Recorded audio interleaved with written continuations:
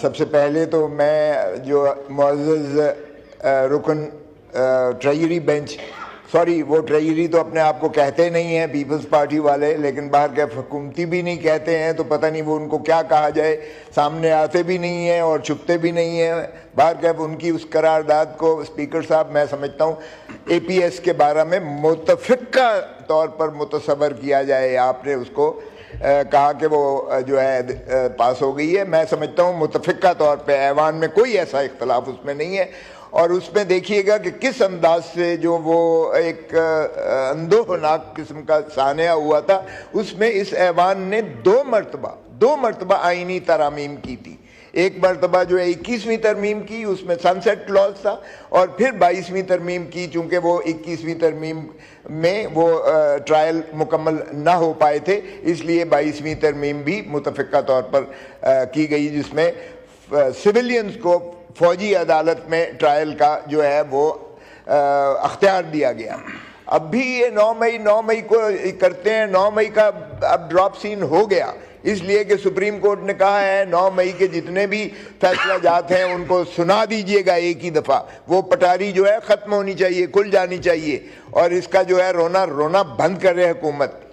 جناب والا میں عرض کروں کہ یہ اس سے بڑا سانحہ جو ہے یہ 16 دسمبر 2014 کا تو بالکل اے پی ایس، اس پہ کوئی شک نہیں ہے، کوئی شائبہ نہیں ہے، دنیا کی ساری جو ہے دنیا نے دیکھا جس انداز سے اندوہناک طریقے سے ہمارے بچوں کو، ہمارے مستقبل کو جو ہے ٹارگٹ کر کے شہید کیا گیا۔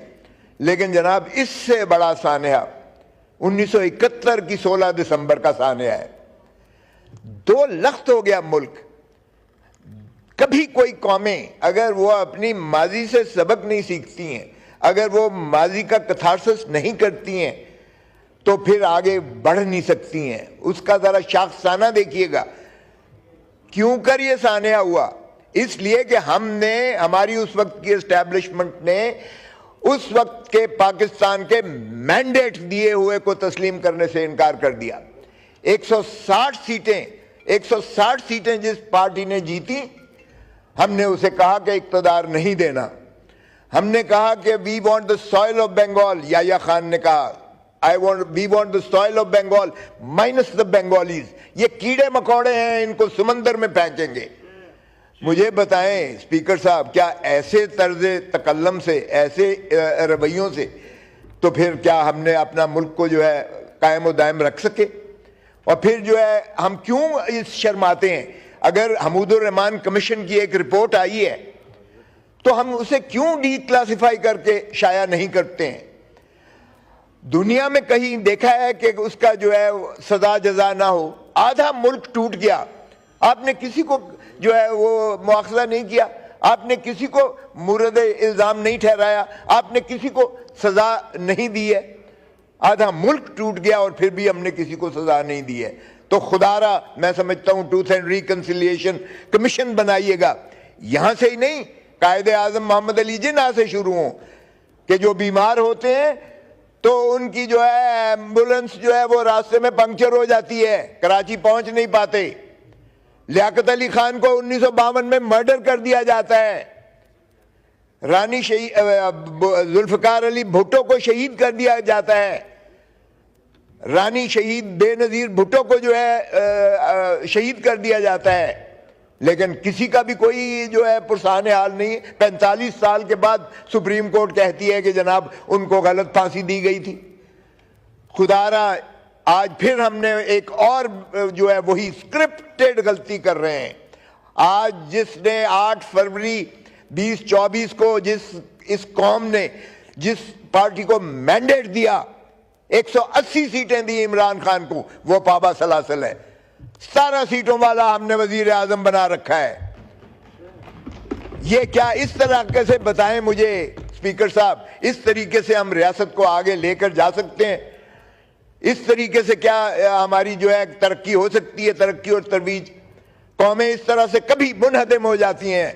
خدا را یہ ظلم مت ہونے دیں اس ملک پر۔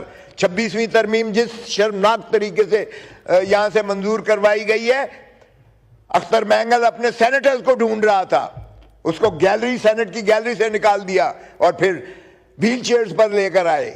یہاں آپ کی اس ایوان میں ہمارے 5 لوگوں کو لا کر لوٹاکریسی کی گئی، اور پھر دیکھیں جس لوٹاکریسی کو ختم کیا گیا تھا، چانگا مانگا کی سیاست، میرٹ کی سیاست کو دفن کیا گیا تھا، وہ قاضی فائز عیسیٰ صاحب نے سہولت کاری فراہم کر کے ان کے ووٹ کو جائز قرار دینا شروع کر دیا، اور اس کی نتیجہ آپ نے دیکھ لیا۔ تو اس طریقے سے سر یہ ملک نہیں، قوم نہیں چل سکتی ہے آگے۔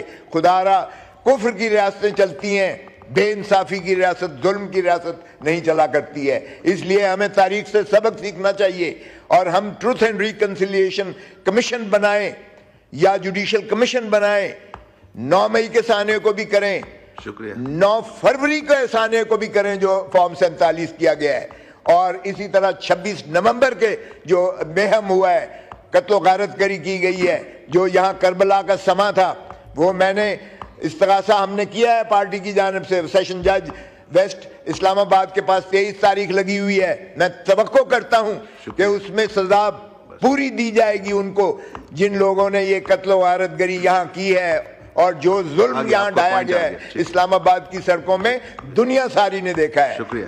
ہمیں پاکستان کی بدنامی مقصود نہیں ہے، لیکن خدا را انصاف چاہیے، اور یہی انصاف ہی پر سارے جو ہے معاشرے اور ملک اور نظام مبنی ہوتا ہے۔ آپ کا میں بہت مشکور ہوں۔ پاکستان زندہ باد۔ شکریہ، شکریہ جی۔ محترمہ شائستہ پرویز صاحبہ، آپ نے نام لکھوایا تھا؟ آپ نہیں؟ اوکے۔ محترمہ سحر کامران، شکریہ ذرا بریف پلیز، 3 منٹ کے لیے، ابھی 2-3 اور اسپیکر رہتے ہیں۔ جی بہت شکریہ اسپیکر صاحب۔ میں بھی سانحہ اے پی ایس پشاور کے بارے میں بات کرنا چاہوں گی۔ یہ ایک رشتہ ہوا زخم ہے، ایک ناسور ہے جو ہمارے دلوں میں ہے۔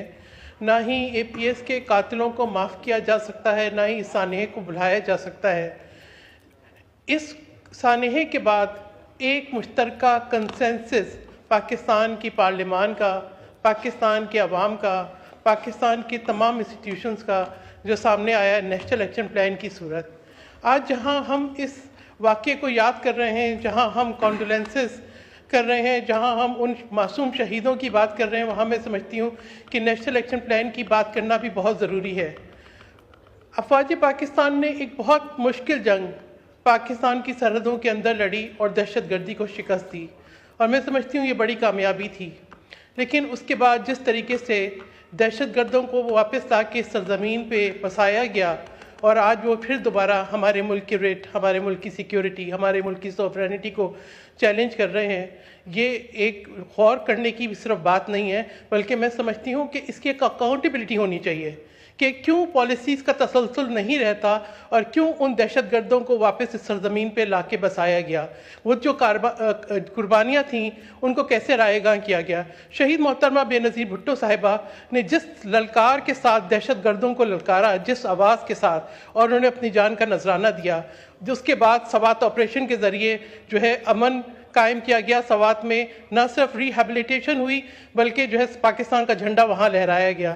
تو ایک تسلسل تھا، وہی کمٹمنٹ کا، وہی ریزولو کا کہ ضرب ازد شروع ہوا، دہشت گردوں کے خلاف کارروائیاں ہوئیں، لیکن نیشنل ایکشن پلان کا جو دوسرا حصہ تھا انتہا پسندی کے پہ خاتمے کا، اس پہ شاید عمل درآمد نہیں ہو سکا، جو کہ میں سمجھتی ہوں کہ اس حکومت کا، اس ایوان کے تمام ممبران کی ذمہ داری ہے کہ ہم اپنا احتساب کریں اور دیکھیں کہ ہمارا کیا اس میں رول بنتا تھا، کہ کس طریقے سے ہم جو ہے جو معاشرے کے اندر نفرت ہے اس کو ختم کریں، انتہا پسندی کو ختم کریں، ڈیوائڈ کو ختم کریں، اور جو باقی نکات تھے نیشنل ایکشن پلان کے ان کے اوپر عمل درآمد ہو۔ تو آج کا دن جو ہے ہمارے اس ریزولو کا دن ہے، اور میں سمجھتی ہوں کہ یہ بہت ضروری ہے کہ اگر ہم اس سانحے کو واقعی ان شہداء کا قرض ادا کرنا چاہتے ہیں تو نیشنل ایکشن پلان پہ پوری طرح سے عمل درآمد کیا جائے۔ بہت شکریہ۔